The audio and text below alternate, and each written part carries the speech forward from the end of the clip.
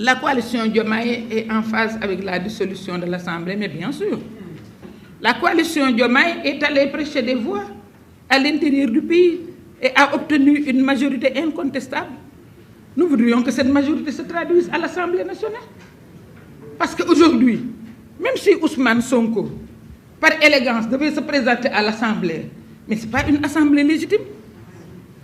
C'est une assemblée qui n'est pas l'assemblée du peuple. C'est une assemblée qui ne répond pas aux aspirations du peuple. Le peuple a voté et a voté massivement. Dans son vote, il a élu Bassirou Diomaye Diakhar Faye à 54,28%.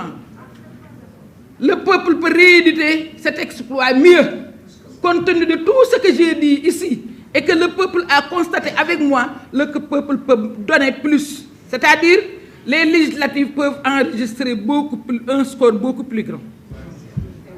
Parce que le peuple, vraiment, que ça peut régresser, ou que mener en considération cette assemblée, moi infantiliser le peuple. Le peuple sénégalais est devenu très mûr de xam na fa intérêt nekk. Il faut qu'on accélère la cadence de la... Oui, il faut accélérer, Aminata. Il faut accélérer.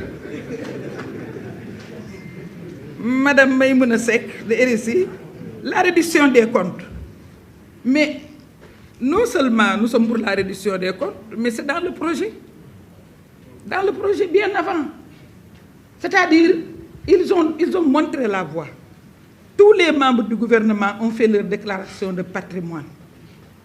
Le PASTEF, qui est le parti leader aujourd'hui, a montré la voie. Nous avons toujours été pour la réduction des comptes. Au niveau de la coalition Diomaye Président, nous sommes pour la réduction des comptes. C'est lent.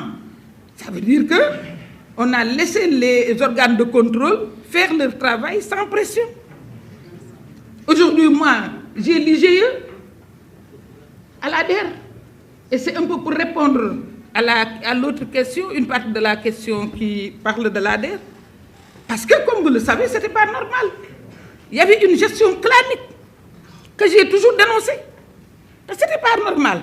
Un vieux me disait, defal ndànk ci recouvrement yi mën na dal ci sa njaboot man ko ma xam ni kon njaboot bu ma war la parce que man financé wuñu ko ànd ak man kon ku jël financement ba recouvrement di la ci fekk nga xam ne nekkoo en phase ak man lu la ci fekk nag àllaaxira mën nañoo bañ a gisante ah.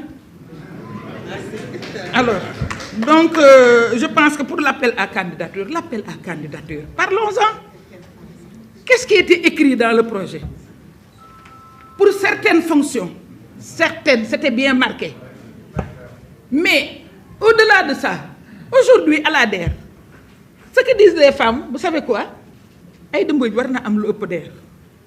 Donc kooku mooy ñun dañu weesu appel à candidature.